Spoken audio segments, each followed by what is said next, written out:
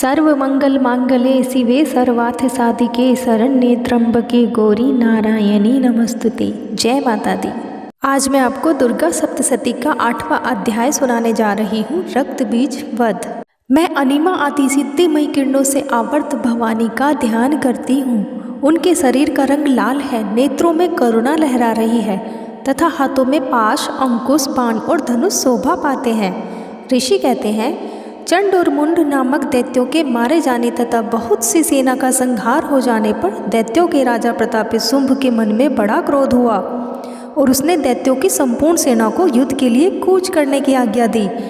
वह बोला, आज उदयुद्ध नाम के 86 दैत्य सेनापति अपनी सेनाओं के साथ युद्ध के लिए प्रस्थान करें। कंबु नाम वाले दैत्यों के 84 सेनानायक अपनी वाहिनी से घिरे हुए यात्रा करें। 50 कोटि वीर्य कुल के और 100 धूम्र कुल के असुर सेनापति मेरी आज्ञा से सेना सहित कूच करें। कालक, दोहर्ते, मौर्य और काल के असुर भी युद्ध के लिए तैयार हो मेरी आज्ञा से तुरंत प्रस्थान करें। भयानक शासन करने वाला असुर राज शुंभ इस प्रकार आज्ञा दे सहस्त्रों बड़ी बड़ी सेनाओं के साथ युद्ध के लिए प्रस्थित हुआ। उसकी अत्यंत भयंकर सेना आती देख चंडिका ने अपने धनुष के टंकार से पृथ्वी और आकाश के बीच का भाग गुंजा दिया। राजन, तदंतर देवी के सिंह ने भी बड़े जोर जोर से दहाड़ना आरंभ किया। फिर अंबिका ने घंटे के शब्द से उस ध्वनि को और भी बढ़ा दिया। धनुष के टंकार, सिंह की दहाड़ और घंटे की ध्वनि से संपूर्ण दिशाएं गूंज उठी। उस भयंकर शब्द से काली ने अपने विकराल मुख को और भी बढ़ा कर लिया तथा इस प्रकार वे विजयिनी हुई। उस तुमुल नाद को सुनकर दैत्यों की सेनाओं ने चारों ओर से आकर चंडिका देवी, सिंह तथा काली देवी को क्रोधपूर्वक घेर लिया। राजन, इसी बीच में असुरों के विनाश तथा देवताओं के अभ्युदय के लिए ब्रह्मा, शिव, कार्तिकेय, विष्णु तथा इंद्र आदि देव की शक्तियां जो अत्यंत पराक्रम और बल से संपन्न थी, उनके शरीर से निकलकर उन्हीं के रूप में चंडिका देवी के पास गई। जिस देवता का जैसा रूप, जैसी वेशभूषा, जैसा वाहन, ठीक वैसे ही साधनों से संपन्न हो उसकी शक्ति असुरों से युद्ध करने के लिए आई। सबसे पहले हंस युक्त विमान पर बैठी हुई अक्षसूत्र और कमंडलू से सुशोभित ब्रह्मा जी की शक्ति उपस्थित हुई, जिसे ब्राह्मणी कहते हैं। महादेव जी की शक्ति वृषभ पर आरूढ़ हो, हाथों में श्रेष्ठ त्रिशूल धारण लिए, महानाग का कंकन पहने, मस्तक में चंद्र रेखा से विभूषित हो वहां आ पहुंची। कार्तिकेय जी की शक्ति रूपा जगदम्बिका का उन्हीं का रूप धारण किए श्रेष्ठ मयूर पर आरूढ़ हो, हाथ में शक्ति लिए दैत्यों से युद्ध करने के लिए आई। इसी प्रकार भगवान विष्णु की शक्ति गरुड़ पर विराजमान हो, शंख, चक्र, गदा, सांग, धनुष तथा खड़ग हाथ में लिए वहां आई। अनुपम यज्ञ वारा का रूप धारण करने वाले श्री हरि की जो शक्ति है, वह भी वारा शरीर धारण करके वहां उपस्थित हुई। नरसिंही शक्ति भी नरसिंह के समान शरीर धारण करके वहां आई। उसकी गर्दन के बालों के झटके से आकाश के तारे बिखर पड़ते थे। इसी प्रकार इंद्र की शक्ति वज्र हाथ में लिए गजराज ऐरावत पर बैठकर आई। उसके भी सहस्त्र नेत्र थे। इंद्र का जैसा रूप है वैसा ही उसका भी था। तदंतर उन देव शक्तियों से घिरे हुए महादेव जी ने चंडिका से कहा, मेरी प्रसन्नता के लिए तुम शीघ्र ही इन असुरों का संहार करो।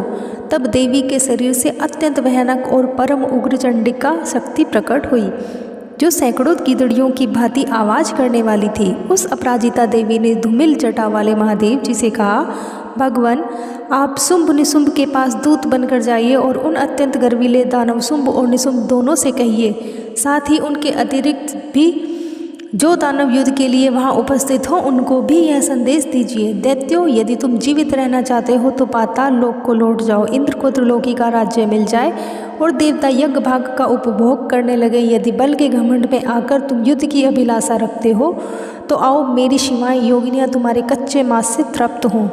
चूँकि उस देवी ने भगवान शिव को दूत के कार्य के लिए नियुक्त किया था, इसलिए वह शिवदूती के नाम से संसार में विख्यात हुई। वे महादैत्य भी भगवान शिव के मुंह से देवी के वचन सुनकर क्रोध में भर गए और जहाँ कात्यायनी विराजमान थी उस ओर बढ़े। तदंतर वे दैत्य अमरस में भरकर पहले ही देवी के ऊपर बाण, शक्ति, रिष्टि आदि अस्त्रों की वृष्टि करने लगे। तब देवी ने भी खेल खेल में धनुष के टंकार की और उससे छोड़े हुए बड़े बड़े बाणों द्वारा दैत्यों के चलाए हुए बाण, शूल, शक्ति और फरसों को काट डाला।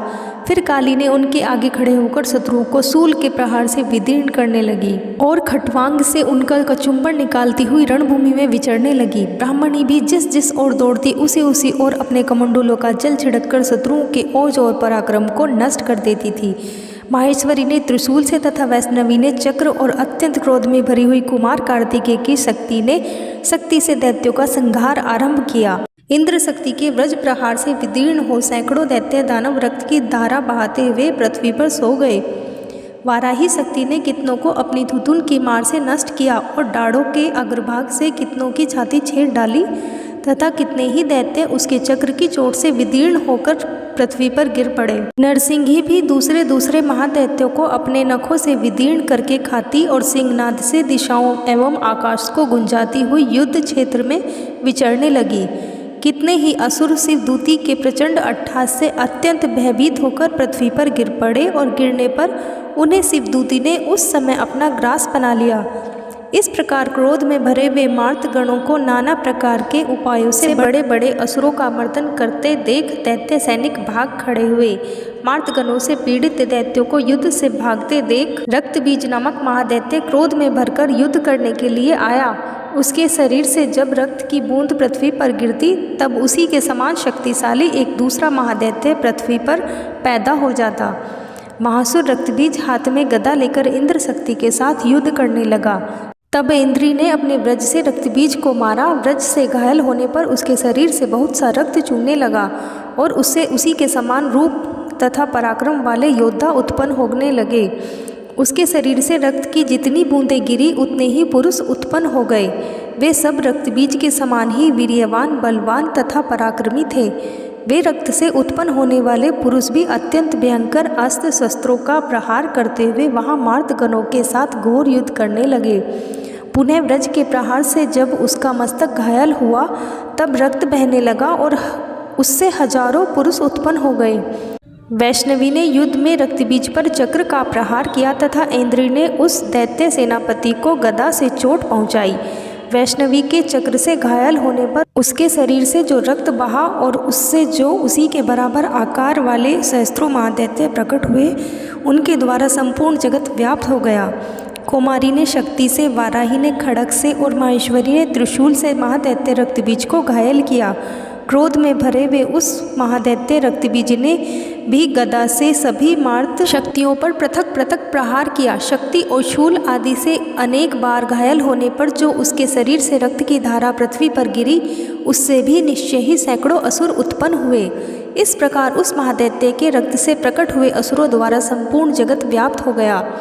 इससे उन देवताओं को बड़ा भय हुआ। देवताओं को उदास देख चंडिका ने काली से शीघ्रता पूर्वक कहा, हे चामुंडे, तुम अपना मुख और भी फैलाओ तथा मेरे शस्त्रपात से गिरने वाले रक्त बिंदुओं और उनसे उत्पन्न होने वाले महादैत्यों को तुम अपने इस उतावले मुख में खा जाओ।